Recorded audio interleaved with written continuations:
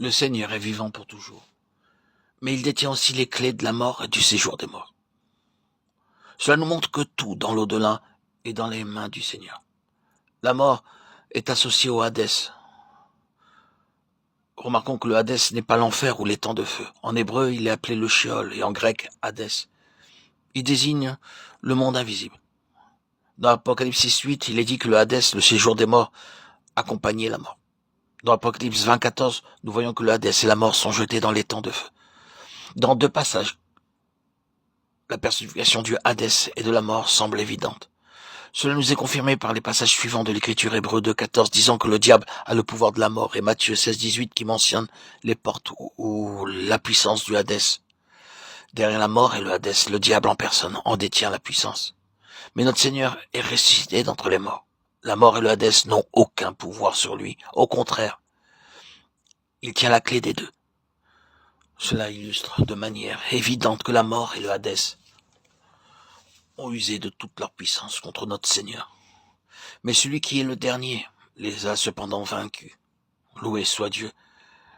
Car au grand jour de la résurrection, alors s'accomplira la parole qui est écrite. La mort a été engloutie dans la victoire. 1 Corinthiens 15, 54.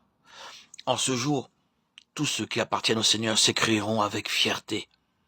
Ô mort, où est ta victoire? Ô mort, où est ton aiguillon? Le Seigneur est non seulement vivant, il est vivant pour toujours, mais il détient aussi les clés de la mort et du séjour des morts. Il est mort une seule fois, il est aussi ressuscité une seule fois pour toutes. Après sa résurrection d'entre les morts, il vit pour toujours. Il met en évidence non seulement la gloire qu'il avait auprès du Père, avant que le monde fût, Jean 17, 5, mais il restaure la gloire de l'homme. Il vit à jamais, non seulement pour lui-même, mais aussi pour nous, car il est toujours vivant, pour intercéder en notre faveur. Et désormais, il comparaît maintenant pour nous devant la face de Dieu, Hébreux 7, 25 et 9, 24. N'a-t-il pas dit à ses disciples, je vis, vous vivrez aussi, Jean 14, 19. Et ces paroles ne sont-elles pas aussi pour nous? Connaître que le Seigneur Jésus est le Dieu qui vit pour toujours nous permet de demeurer sans cesse et en esprit, en communion avec le Seigneur. Rien d'autre ne peut autant nous fortifier que ce sentiment intérieur de la présence constante du Seigneur en nous.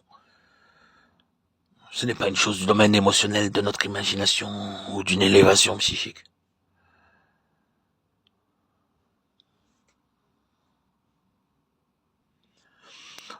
Tous ceux qui appartiennent au Seigneur ne craignent pas la mort. Puissions-nous réaliser que ce que nous attendons, ce n'est pas la mort. Bien au contraire, nous avons l'espérance d'attendre le matin de la résurrection. Et pour cette raison, nous pouvons attendre en toute confiance, dans la paix et la joie que nous procure le Seigneur, le glorieux Christ vivant.